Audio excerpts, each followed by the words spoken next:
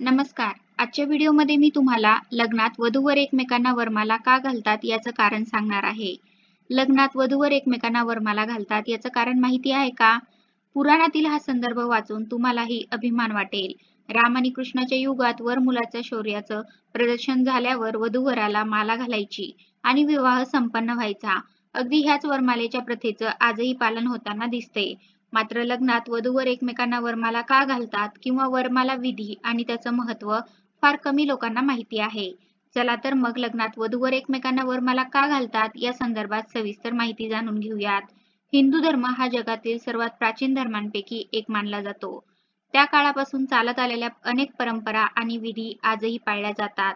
बदलत्या काळानुसार काही गोष्टी संपल्या आणि काही बदलल्या असल्या तरी फुलांचे हार घालणं हा विधी महत्त्वपूर्ण मानला जातो आणि तो पूर्ण करूनच नंतरची कार्य पार पाडली जातात. विवाहात वरमाला सोहळा हा असा एक विधी आहे जो रामायण आणि महाभारत काळापासून चालत आलाय. वरमालेला जयमाला म्हणूनही ओळखलं जातं. त्याचा उल्लेख वेदांमध्येही आहे. मात्र आजच्या काळानुसार त्यात अनेक बदलही झालेत.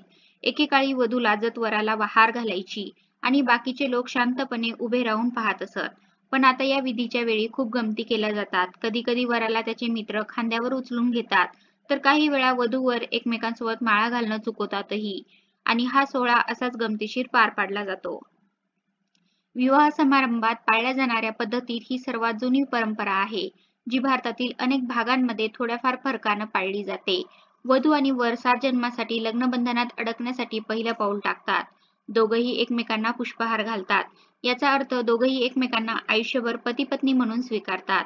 शिवाय फुलमाला किंवा हारांचा वापर जगभरातील अनेक संस्कृतीमध्ये शुद्धता, सौंदर्य आणि प्रेमाचं प्रतीक मानलं जातं. ही परंपरा सुरू झाली तेव्हा पुरुषांना स्त्रीशी लग्न करण्यासाठी स्वतःला सिद्ध करावं लागायचं. त्यामुळे मुलींचं स्वयंवर व्हायचं, ज्यामध्ये मुलगी तिच्या आवडीच्या पुरुषाला वरमाला घालून लग्नासाठी निवडायची. म्हणूनच आता ही वधू वराच्या गळ्यात आधी वरमाला घालते. या वरमालेत वापरली जाणारी फुलं हा नेहमीच भारतीय सांस्कृतिक अस्मितेचा महत्त्वाचा भाग राहिलाय. धार्मिक कार्य असो वा आयुर्वेदिक कार्य असो, त्याचा सर्वत्र विविध प्रकारे उपयोग होत आलाय. फुले शक्ती, पवित्रता आणि उदारतेचं प्रतीक आहे. म्हणूनच त्याचा विवाह समारंभातही मोठ्या प्रमाणात वापर केला जातो. फुलांच्या माला तर सुंदर दिसतातच, पण त्याचा सुंदर रंग लग्नातील अस्वस्थता कमी करण्यासाठीही मदत करतो असं म्हणतात. शिवाय प्रथेप्रमाणे विविध रंगी फुलांचा समावेश वरमालेत केला जातो. पांढरा, लाल, पिवळा, हिरवा, गुलाबी इत्यादी रंगाची फुलं यात जास्त दिसतात. हार तयार करण्यासाठी गुलाब, ऑर्किड, झेंडू या फुलांचा वापर केला जातो.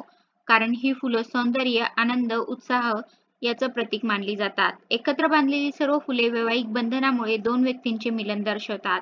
हल्ली वरमालेत रुपये किंवा डॉलरही वापरतात, कारण ते नवविवाहित जोडप्यासाठी गुड लक चार्म मानलं जातं. तर लग्नात वधूवर एकमेकांना वरमाला का घालतात याचं उत्तर मी तुम्हाला आजच्या व्हिडिओमध्ये सांगितलेलं आहे. धन्यवाद.